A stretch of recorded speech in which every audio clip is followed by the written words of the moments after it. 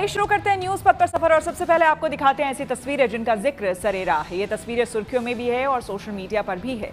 इनसे आपका बाखबर होना बेहद जरूरी है क्योंकि चौराहे पर इन्हीं की चर्चा है और चर्चा भाई दूज के त्योहार की भी है।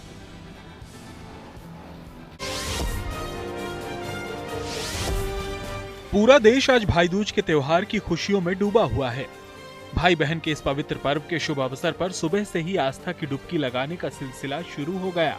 मथुरा से लेकर प्रयागराज तक में श्रद्धालु यमुना नदी में स्नान ध्यान कर पूजा पाठ करते दिखे, तो वहीं अयोध्या में सरयू नदी में भी पवित्र डुबकी लगाने वालों का तांता लगा रहा।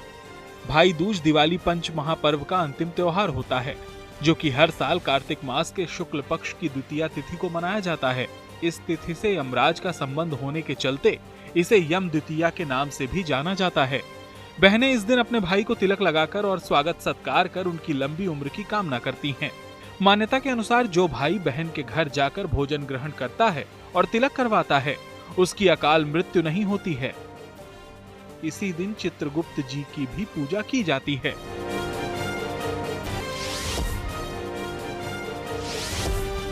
भाई दूज से ठीक एक दिन पहले गोवर्धन पूजा का त्योहार मनाया गया। अब उसी त्योहार से जुड़ी एक तस्वीर राजस्थान के अलवर से आई है, जहां एक अद्भुत गोवर्धन का निर्माण किया गया है। दिल के आकार के बनाए गए इस गोवर्धन में 100 किलो फल, फूल, मिठाई, खील समेत 500 किलो के सामान उपयोग किए गए हैं। 10 से अधिक लोगों ने मिलकर लगभग 8 घंटे में इस आकर्षक गोवर्धन को आकार दिया। अनोखे तरीके से तैयार किया गया गोवर्धन का ये वीडियो सोशल मीडिया पर तेजी से वायरल हो रहा है।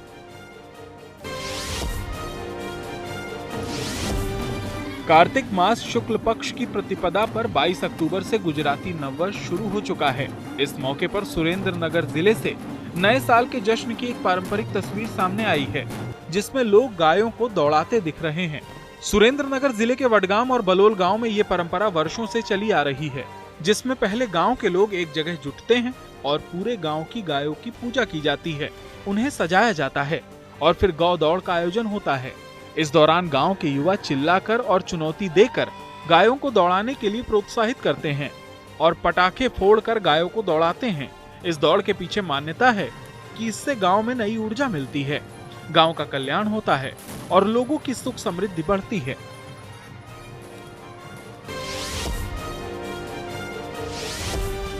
ये तस्वीर उत्तराखंड के हरिद्वार की है, जहां जिला और सत्र न्यायालय के परिसर में एक हाथी के पहुंचने का वीडियो वायरल हो रहा है।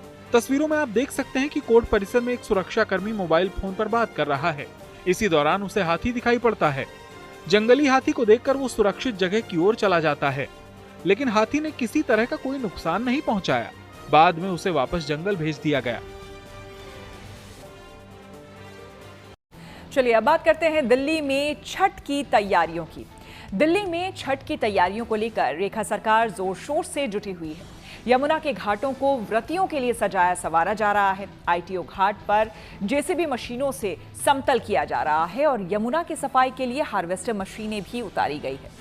वहीं आईटीओ घाट पर कुछ महिलाएं यमुना में डुबकी लगाती हुई नजर आई। यही नहीं, यात्रियों की सुविधा के लिए रेलवे ने कई स्पेशल ट्रेनें चलाई हैं, जिससे बिहार, झारखंड और पूर्वी उत्तर प्रदेश जाने वाले यात्रियों को किसी तरह की असुविधा ना हो। लिहाजा नई दिल्ली रेलवे स्टेशन के कंट्रोल रूम से कड़ी निगरानी की जा रही है।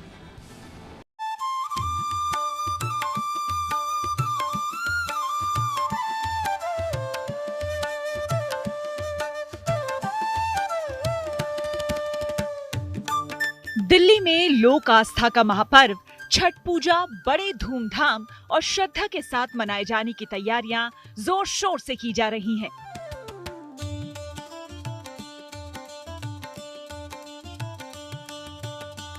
राजधानी के तमाम हिस्सों में घाटों की सजावट, सुरक्षा व्यवस्था और स्वच्छता अभियान को लेकर प्रशासन पूरी तरह सक्रिय हो गया है।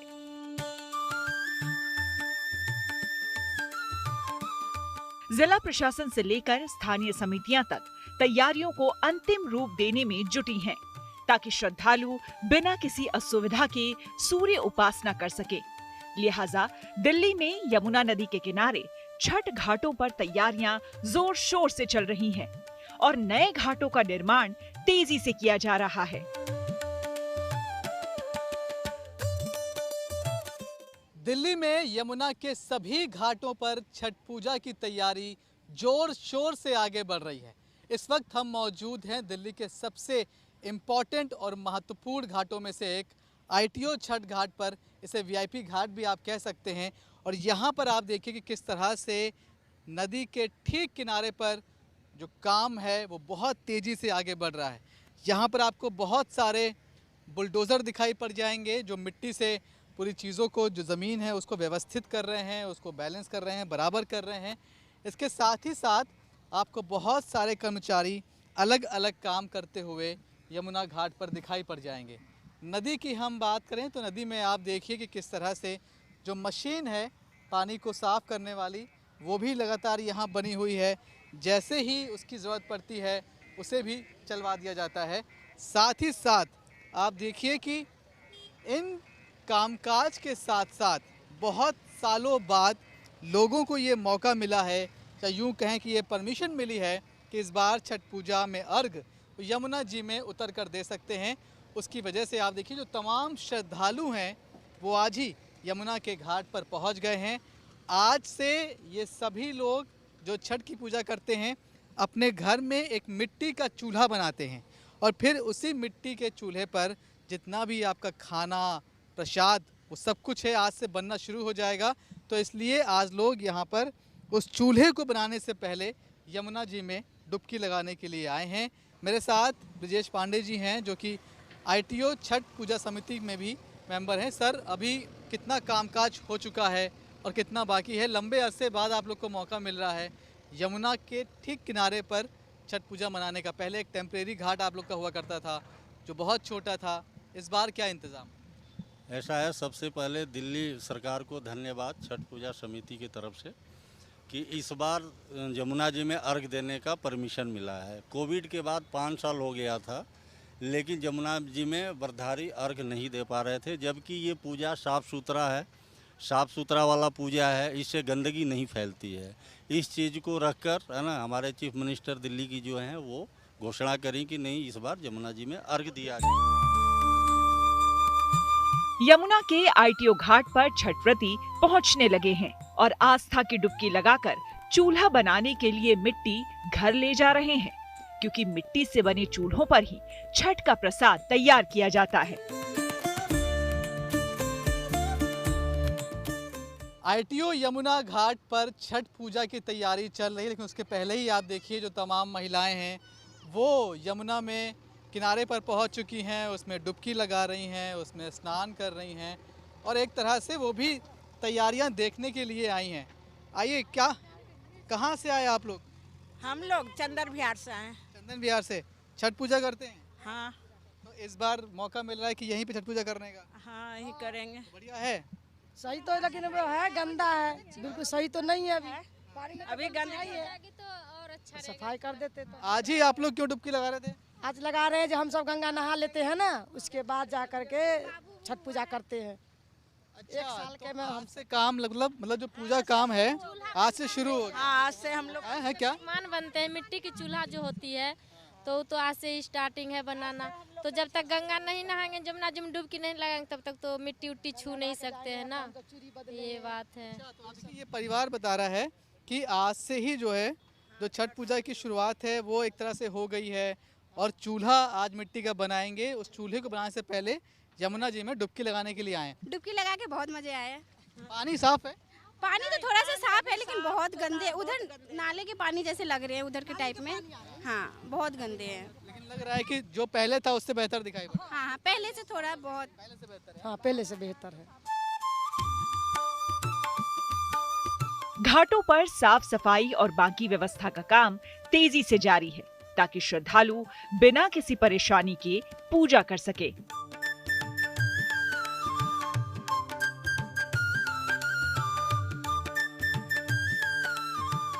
दिल्ली सरकार छठ पूजा के लिए कई घाटों का निर्माण करवा रही है, जहां व्रती सूर्य देवता को अर्घ्य दे सकेंगे। मध्य दिल्ली के मुकुंदपुर, ITO, वसुदेव घाट, बुराड़ी, वजीराबाद गांव, परशुराम एनक्लेव, लक्ष्मी विहार, अमृत विहार, नत्थू कॉलोनी स्थित तिरंगा चौक, संगम विहार, तिकोना पार्क, संत नगर और श्याम घाट जैसे स्थानों पर श्रद्धालु सूर्य देव की पूजा अर्चना करेंगे। वहीं नई दिल्ली जिले में इंद्रपुरी, महिपालपुर, मायापुरी फेज 2, नरेना गांव, गिटोरनी, आरकेपुरम, वसंत विहार, सरोजनी नगर और टोडापुर सहित कई इलाकों में घाट बनाए जा रहे हैं। वहीं छठ के मौके पर बिहार जा रहे यात्रियों के लिए नई दिल्ली रेलवे स्टेशन पर विशेष इंतजाम किए गए हैं। यहाँ 6000 स्क्वायर मीटर एरिया में होल्डिंग एरिया बनाया गया है, जिसमें लोगों की सहूलियत के लिहाज से फोन चार्जिंग की सुविधा और मेडिकल सहायता भी उपलब्ध कराई जा रही है। साथ ही यहाँ हेल्प डेस्क भी बनाया गया है।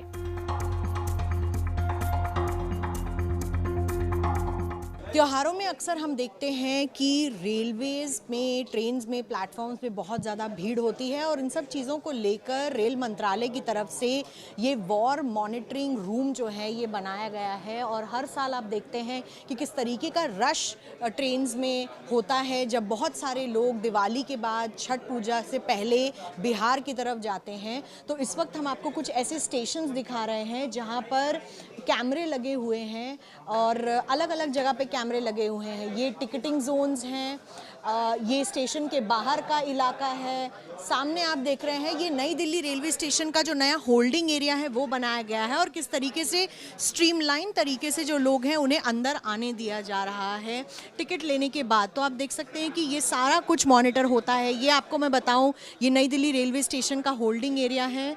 इस तरफ टिकट्स लेने के बाद ही लोगों को अंदर जाने दिया जाता है। तो ये सारी जो वॉर रूम मॉनिटरिंग हो रही है, खुद रेल मंत्री अश्विनी वैष्णव इसको रेगुलरली मॉनिटर करते हैं। साथ ही साथ इनकी जो पूरी टीम है रेलवे बोर्ड की, रेलवे ट्रैफिक से इंक्लूड करके सब लोग इसको जो है रेगुलर बेसिस पे मॉनिटर करते हैं। साथ ही बेहतर क्राउड मैनेजमेंट के लिए व्यवस्थाओं में कई बदलाव भी किए गए हैं।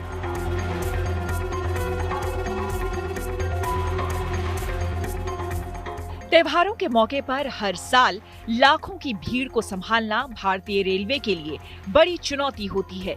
ऐसे में रेलवे की कोशिश यही होती है कि सभी यात्री सुरक्षित और सकुशल यात्रा कर सके और खुशी खुशी त्योहार मना सके। दिल्ली से मिलन शर्मा के साथ Manish Chaurasia, good news today.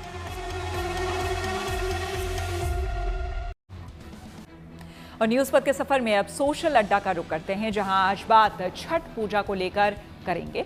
Diwali और छठ जैसे बड़े त्योहारों के मौके पर हर साल रेलवे स्टेशनों पर जनसैलाब उमड़ता है। ऐसे में लाखों यात्रियों की सुरक्षित यात्रा रेलवे के लिए बड़ी चुनौती होती है। दिवाली तो बीत गई, लेकिन अभी छठ पूजा के लिए लोगों की भारी भीड़ उमड़ रही है। छठ के मौके पर रेलवे हर साल अपनी सुविधाओं में इजाफा करता है। इस बार भी रेलवे ने यात्रियों की सुविधा के लिहाज से कई बदलाव किए। नई दिल्ली रेलवे स्टेशन पर हमारी सहयोगी मिलन शर्मा ने छठ के लिए अपने घर जाने वाले यात्रियों से बात की और उनकी सुविधाओं को लेकर उनकी राय जानी। जो सुविधा बनाई है भारतीय रेलवे से, बढ़िया किया है, बहुत बढ़िया किया। इससे पहले देखे थे आप ये? जी नहीं, इससे पहले नहीं देखे थे जी, फर्स्ट देखा हूँ मैं। कहाँ जा रहे हैं मालगाड़ी? सहरसा जाऊंगा छठ पूजा पे। जी बस खास करके परिवार सहित? सब गांव में ही है, हम अकेले यहाँ पे सब गांव में ही हैं। टिकट लेने में कोई दिक्कत नहीं, आराम से आ गया था वहाँ पर। लाइन बढ़िया सुविधा दिया हुआ, बहुत बढ़िया सुविधा है। यहाँ पर जो जितने तमाम लोग आपको दिखाई दे रहे हैं, ये सब यहाँ पर जनरल टिकट्स लेने के लिए आए हैं। और ये जो लाइनें हैं, अलग अलग काउंटर्स बने हुए हैं, कम से कम 20 काउंटर्स यहाँ पर आपको दिख जाएंगे। जनरल टिकट की सुविधा के लिए लोग यहाँ पर आए हुए हैं। तो इन लोगों से भी बात करके पूछते हैं, आपको जनरल टिकट लेना है? मिला आपको टिकट? क्या हुआ? जनरल टिकट मिला? हाँ मिल गया। बिहार जाएंगे? हाँ बिहार जाएंगे। आज ही निकलेंगे? आज ही निकलेंगे। कितने बजे का गाड़ी है? 5-6 बजे का। टिकट मिल गया आपको? सुविधा कैसा लगा भारतीय रेलवे? ठीक है। हाँ ठीक है। कहाँ पर जा रहे हैं आप लोग? हम लोग गुजरात जा रहे हैं। अच्छा, और फैसिलिटीज कैसी लगी प्लेटफॉर्म पे? हमें बहुत अच्छी लगी, सब कुछ बहुत अच्छा है। लास्ट टाइम जब आए थे तब इतना ज़्यादा बना नहीं था, कंस्ट्रक्शन में काम चला था, लेकिन अभी बहुत अच्छा बन गया है। अच्छा था। हाँ बहुत अच्छा। हाँ टाइम से आ गए? हाँ हाँ टाइम से पहुँचे। टिकट मिलने में कोई प्रॉब्लम? नहीं, हमारी पहले से बुकिंग थी। अच्छा, तो आप किन लोगों को जाने दे रहे हैं इस वक्त अंदर? जी मैडम। किन लोगों को अंदर जाने दे रहे हैं? जो टिकटधारी है, अनारक्षित, अनरिजर्व को। अनारक्षित टिकट वाले। हाँ नदी जोड़। और आगे जाकर कहाँ रुकने के लिए उनके लिए व्यवस्था बनाए? अभी रुकने की व्यवस्था यहाँ पे है, यहाँ से टिकट लेके सीधे जाके ट्रेन में बैठे अपनी में। हाँ, जो ट्रेन जा रही है उसी के यात्री को हम जाने दे रहे हैं। हाँ, बाकी यहाँ आराम करो, स्टे करो, बाकी जैसे ट्रेन आएगी अनाउंसमेंट होता है उनको जाने दे रहे हैं। जी। ट्रेन अनाउंसमेंट के बाद ही आपको अंदर जाने की अनुमति दी जाएगी। आपको दिखा देते हैं, यहाँ पर आरपीएफ के लोग भी हैं, पुलिस कर्मचारी और वॉलंटियर्स। और यहाँ से आगे देखिए, आपको हर स्कैनिंग मशीन में सामान यहाँ पर दिखाना होगा और सामान दिखाने के बाद ही, स्कैन करने के बाद ही आपको अंदर जाने दिया जाएगा। नई दिल्ली रेलवे स्टेशन पर आपने छठ पूजा के मद्देनजर इंतजाम देख लिए। अब आपको दिखाते हैं चंदौली का हाल, जहां से देश के तमाम हिस्सों से ट्रेन गुजरती है। तो जो लोग सफर कर रहे हैं उन्हें रेलवे का इंतजाम कैसा लगा, ये जानने की कोशिश की चंदौली से हमारे सहयोगी उदय गुप्ता ने। छठ पूजा का त्योहार है और दिल्ली, मुंबई, गुजरात और देश के अलग अलग हिस्सों में रहने वाले यूपी, बिहार, झारखंड और उड़ीसा के लोग घर वापसी कर रहे हैं। इस वक्त हमारी मौजूदगी पंडित दीनदयाल उपाध्याय जंक्शन पर है। ट्रेनों के माध्यम से लोग अपने घरों को लौट रहे हैं। पंडित दीनदयाल उपाध्याय जंक्शन पर पहुंची है पुरुषोत्तम एक्सप्रेस। सामान्य भीड़ है, जिससे कि पिछले सालों में देखा गया है कि जबरदस्त ट्रेनों में भीड़ दिखाई दे रही थी, वो फिलहाल आज तो नहीं दिखाई दे रही है। ये जनरल डिब्बा है, आप देख सकते हैं किस तरह से यहाँ पर आराम से लोग बैठे हुए हैं। स्लीपर क्लास में भी जो है वो भीड़ कम है, सामान्य भीड़ है। ऐसा बताया जा रहा है कि ट्रेन जहाँ से खुल रही है वहां से भी अच्छी व्यवस्था की गई है कि आरपीएफ और जीआरपी के जवान लगातार मॉनिटरिंग कर रहे हैं। क्राउड को कंट्रोल करने के लिए पंडित दीनदयाल उपाध्याय जंक्शन पर विशेष व्यवस्था की गई है। हम आपको स्लीपर की तरफ ले चलेंगे और दिखाने की कोशिश करेंगे कि क्या हालात हैं। देखिए, ये आरपीएफ के जवान हैं जो लगातार यहाँ पर लाउड हेलर के साथ मौजूद रह रहे हैं और जो यहाँ के डीआरएम हैं वो भी लगातार मॉनिटरिंग कर रहे हैं। देखिए, पहले जो त्योहार आते थे छठ पूजा के, दिवाली के, उसमें जितनी भीड़ होती थी, इस बार कुछ सुधार हुआ है क्या? पहले तो हर एक बोगी में ही भीड़ होता था, हर एक रिजर्वेशन में भी भीड़ होता था, बट इस बार अच्छा है। और दिल्ली में भी देखा गया, इस बार पुलिस द्वारा अच्छा ये किया गया है, तरीके से सबको बैठाया जा रहा है, सबको अपने अलग अलग बोगियों में ले जाया जा रहा है, तो इस बार ज्यादा सही है। आप उस ट्रेन से आ रहे हैं, पीछे से कानपुर से आ रहे हैं, क्या स्थिति है? बढ़िया स्थिति, बढ़िया। पहले जो भीड़ देखी जा रही थी उसकी अपेक्षा अभी क्या हाल है? भीड़ कम है। रेलवे ने व्यवस्था अच्छी की है, बहुत बढ़िया व्यवस्था, सफाई भी बढ़िया है। सफाई भी बढ़िया है। आप जो आनंद विहार से जैसे दिक्कत था ना पहले, तो पूरा सिक्योरिटी था, लोगों को चढ़ने के लिए सही था, कोई दिक्कत नहीं था। जैसे पहले था 2 साल पहले जैसे दिक्कत हो रही थी, जो रिजर्वेशन कर रखा है ऊपर चढ़ नहीं पा रहा था, लेकिन बहुत सारा सिक्योरिटी था, हर बग्गी में 10-15 पुलिस रहते थे। इस बार जो है अच्छी व्यवस्था की गई है, ऐसा कहा जा रहा है। रेल यात्री भी संतुष्ट दिखाई दे रहे हैं और उनका कहना है कि जो पिछले सालों में ट्रेनों में छठ पूजा के दौरान भीड़ होती थी, फिलहाल अभी तक तो वो भीड़ दिखाई नहीं दे रही है। उदय गुप्ता, चंदौली। दिल्ली में अगले 3 दिनों में कभी भी हो सकती है कृत्रिम बारिश। 55 साल की उम्र में नन की ड्रेस में जीती हर्डल रेस। जी हां, ऐसी और भी कुछ खबरें देखने के लिए आइए सीधे लिए चलते हैं न्यूज एक्सप्रेसवे पर। बीते कई दिनों से दिल्ली एनसीआर में प्रदूषण का स्तर लगातार बढ़ता जा रहा है। दीपावली के अगले दिन तो दिल्ली की हवा बेहद खराब हो गई थी और AQI 500 के पार जा पहुंचा था, लेकिन अब इस समस्या से निपटने की एक ठोस तैयारी कर ली गई है। दिल्ली और इसके आसपास के इलाकों में अब कृत्रिम बारिश करवाई जाएगी। इस क्लाउड सीडिंग के जरिए एयरक्राफ्ट कानपुर से मेरठ पहुंच चुका है।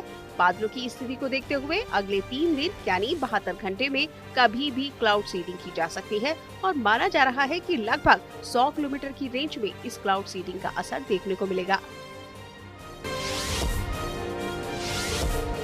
मैसूर रेलवे स्टेशन पर आरपीएफ ने 6 महीने के एक मासूम बच्चे को बचाकर किडनैपर को पकड़ लिया। आरपीएफ ने एक महिला को गिरफ्तार किया है जिसने बच्चे का अपहरण करने की कोशिश की थी। आरपीएफ कांस्टेबल CM नागराजू को स्टेशन के पोर्टिको इलाके में एक महिला ने बताया कि उसका 6 महीने का बेटा लापता हो गया था, जब वो और उसका परिवार स्टेशन परिसर में सो रहे थे। नागराजू की सूचना पर आरपीएफ की टीम ने CCTV फुटेज की जांच करनी शुरू की, जिसमें लगभग 50 साल की एक महिला एक शिशु को गोद में लेकर जाती हुई दिखाई दी। आरपीएफ टीम ने संदिग्ध महिला को स्टेशन से निकलने से पहले ही रोककर उसे गिरफ्त में ले लिया। बच्चा अब माँ बाप को सौंप दिया गया है।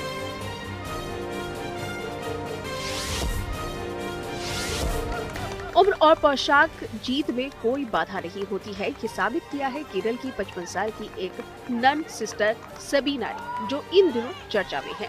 सिस्टर सबीना ने अपनी धार्मिक वर्दी पहनकर स्टेट मास्टर्स एथलेटिक सीट में हिस्सा लिया। वो नंगे पैर हर्डल रेस में दौड़ी और युवा खिलाड़ियों को पीछे छोड़ते हुए पहले स्थान पर पहुंच गई और गोल्ड मेडल जीत लिया। सिस्टर सबीना कासरगोड के अन्नपारा की रहने वाली हैं। साल 1993 में वो वायनाड आ गई थी और फिलहाल एक स्कूल में शारीरिक शिक्षा विषय पढ़ाती हैं। 2026 मार्च में वो रिटायर हो रही थी, इसीलिए रिटायर होने से पहले एक आखिरी बार खेल लेना चाहती थी, क्योंकि बचपन से ही उन्हें ये शौक रहा है।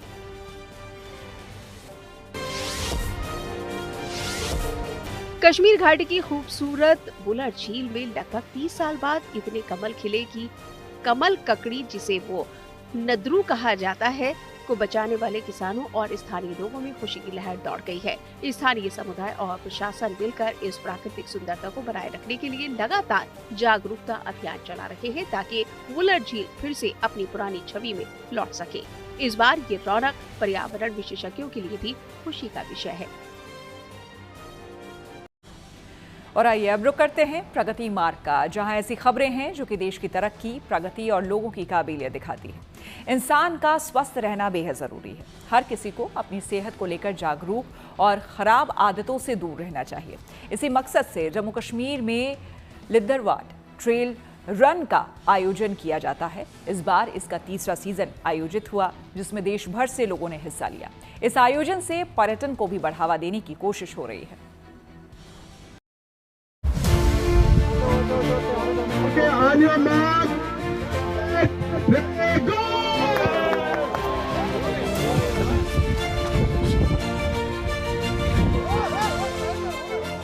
खूबसूरत वादियों में दौड़ का आनंद, जिसमें युवा ही नहीं बल्कि बुजुर्ग भी शामिल नजर आ रहे हैं।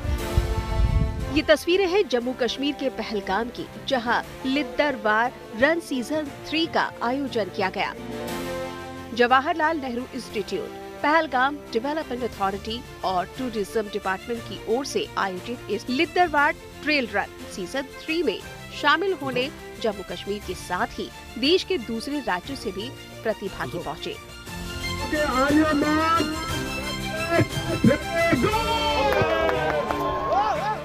जैसे ही गो का अनाउंसमेंट हुआ और झंडी दिखाई गई, सभी प्रतिभागियों ने दौड़ लगानी शुरू कर दी। स्वास्थ्य समाज का निर्माण और लोगों को नशे और दूसरी बुरी आदतों से दूर रखने के मकसद से इस कार्यक्रम का आयोजन किया जाता है, जिसका ये 3रा सीजन आयोजित किया गया। इसमें प्रतिभागियों ने अरू से नूनवान बेस कैंप तक दौड़ लगाई।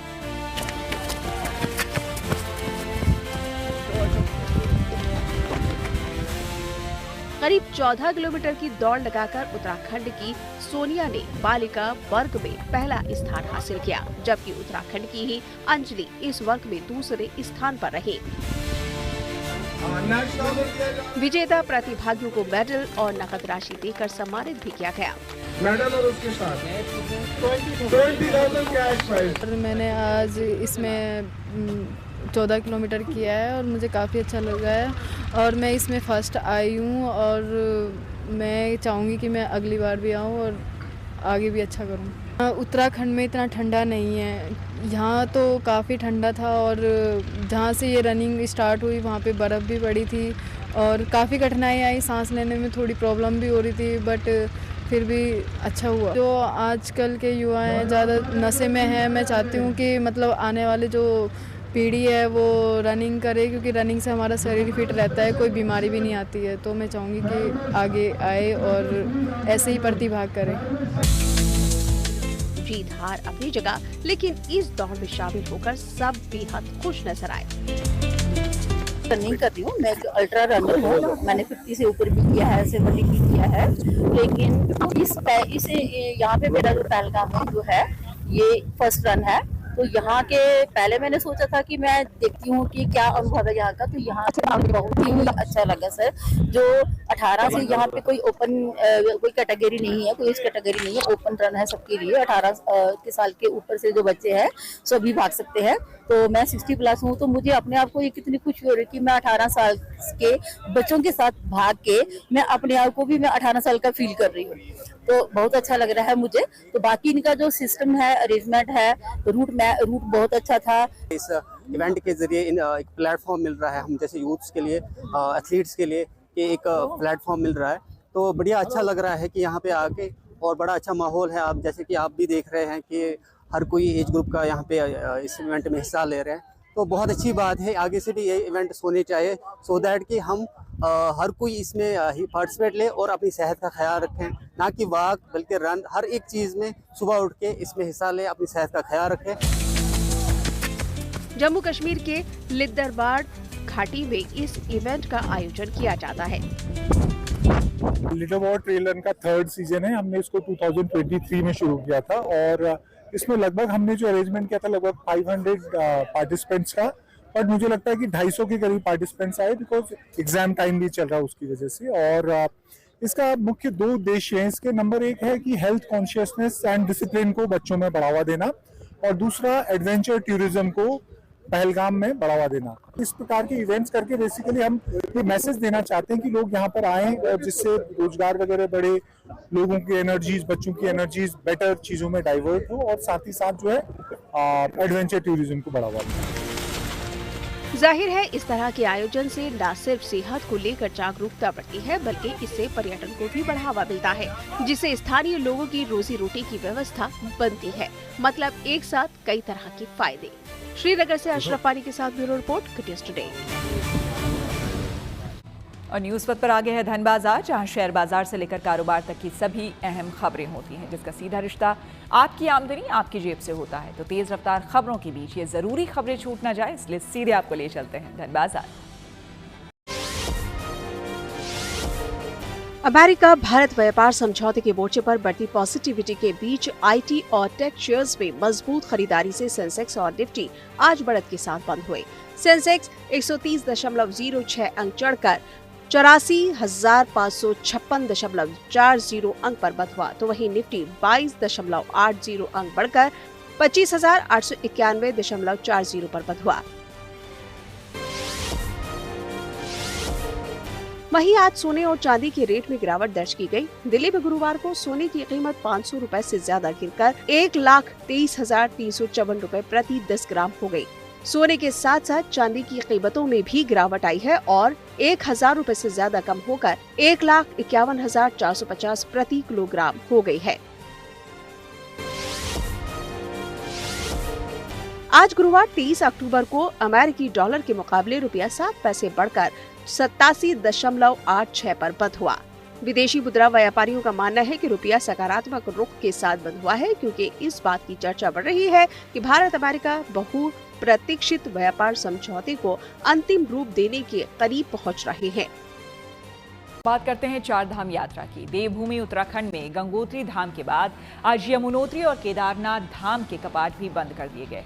लिहाजा अब 6 महीने तक बाबा केदारनाथ की पूजा शीतकालीन गद्य स्थल ओंकारेश्वर मंदिर के उखी मठ में की जाएगी, जबकि अगले महीने 25 नवंबर को बद्रीनाथ धाम के कपाट बंद हो जाएंगे। वहीं गुड न्यूज ये है कि 4 धाम की पवित्र यात्रा में अब तक 50 लाख से अधिक तीर्थयात्री दर्शन के लिए देवभूमि पहुंचे।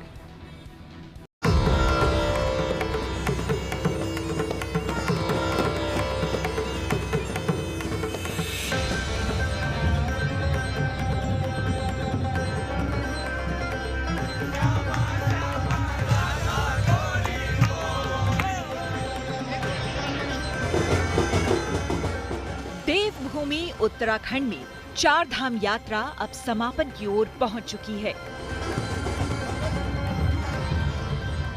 जहां चारों धामों के कपाट बंद होने की प्रक्रिया भी शुरू हो चुकी है, जिसमें गंगोत्री, यमुनोत्री और केदारनाथ धाम के कपाट बंद हो चुके हैं।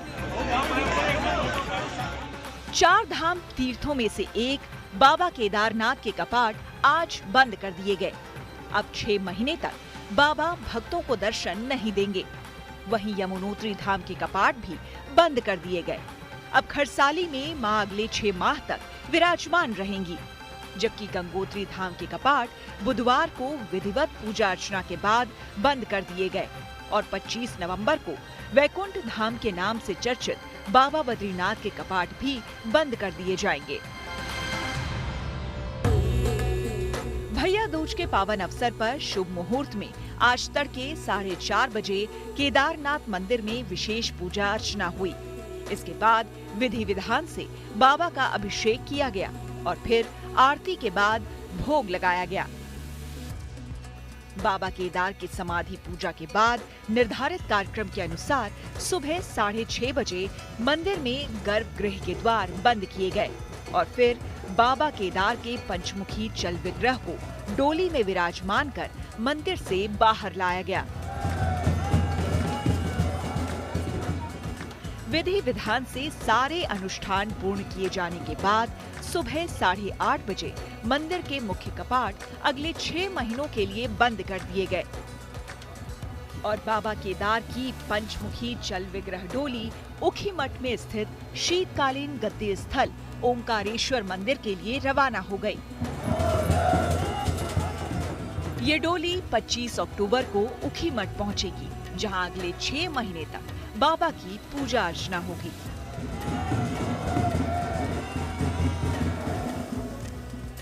उत्तराखंड के मुख्यमंत्री पुष्कर सिंह धामी की मौजूदगी में केदारनाथ धाम के कपाट बंद करने की प्रक्रिया पूरी हुई। वर्ष बहुत रिकॉर्ड तीर्थयात्रियों ने, श्रद्धालुओं ने बाबा के दर्शन किए हैं, जबकि 3 महीने का कालखंड ऐसा रहा है कि पूरी तरह से आपदा रही है, बारिश रही है, भारी बारिश, लैंडस्लाइड हुआ, लेकिन बाबा की कृपा से 17.5 लाख से अधिक तीर्थयात्री बाबा के दर्शन करने आए हैं। और मैं चारों धामों की बात करूं तो बड़ी आपदा के बाद भी इस बार रिकॉर्ड संख्या में श्रद्धालुओं ने दर्शन किए हैं और 50 लाख श्रद्धालु अभी तक दर्शन कर चुके हैं। अभी भगवान बद्री विशाल की यात्रा लगभग 1 माह तक आगे चलेगी और हमारा प्रयास होगा कि ये यात्रा भी भगवान बद्री विशाल की कृपा से, बाबा केदार की कृपा से अच्छे प्रकार से संपन्न हो। कपाट बंद होने से पहले बाबा केदार के धाम को 12 क्विंटल फूलों से सजाया गया। इस अवसर पर महादेव के दर्शन के लिए बड़ी संख्या में श्रद्धालु पहुंचे, ताकि कपाट बंद होने से पहले बाबा के अलौकिक दर्शन कर सके।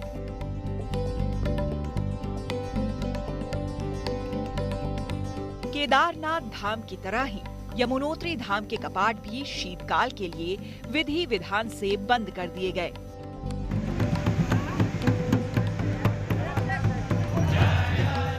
भोर से ही धाम में भक्तों की भीड़ उमड़ पड़ी।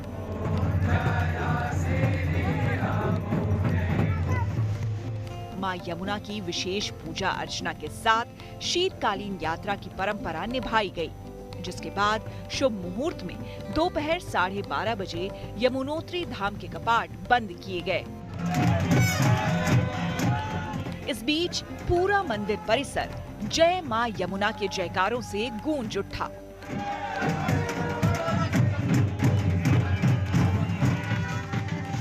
कपाट बंद होने से पहले परंपरा के अनुसार खरसाली गांव से समेश्वर देवता की डोली मां यमुना को लेने धाम पहुंची, जिसके बाद माता की डोली के आगे आगे शनि देव की डोली मंदिर से बाहर निकली और खरसाली के लिए रवाना हो गई।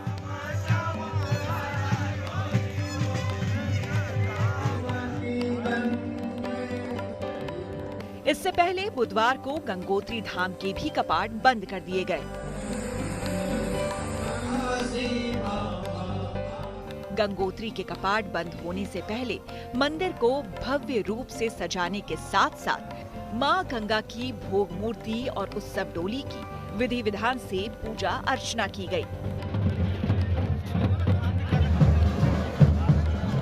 इसके बाद सेना बैंड की अगुवाई में डोली मुखवा गांव के लिए निकली। इस दौरान श्रद्धालुओं ने हर हर गंगे के जोर जोर से जयकारे भी लगाए।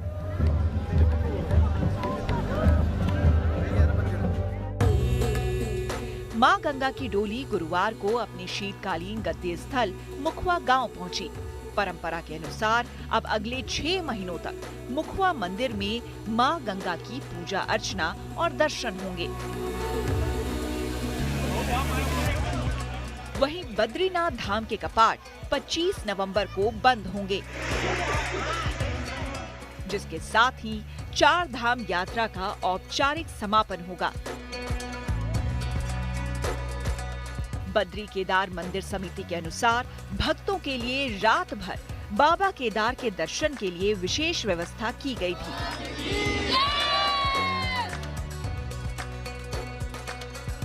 हालांकि दुर्गम क्षेत्रों में स्थित होने के कारण केदार धाम सहित उत्तराखंड के चारों धामों की तीर्थ यात्रा आसान नहीं है। माना जाता है कि वे श्रद्धालु ही ये यात्रा कर पाते हैं जिन पर बाबा केदार, मां यमुनोत्री, मां गंगोत्री और बद्री विशाल की कृपा होती है, क्योंकि इन इलाकों में प्राकृतिक आपदाओं का डर हमेशा बना रहता है और समय समय पर बारिश बर्फबारी तो आम बात है। हालांकि सरकार और प्रशासन की ओर से हर बार श्रद्धालुओं की सुविधा के लिए भरपूर व्यवस्था की जाती है। केदारनाथ से प्रवीण सेमवाल और उत्तरकाशी से ओंकार बहुगुणा के साथ bureau report, good news today. इसी के साथ न्यूज पथ में मेरे यानी कि श्वेता झा के साथ फिलहाल इतना ही। देश दुनिया की तमाम पॉजिटिव खबरों के लिए आप देखते रहिए गुड न्यूज टुडे।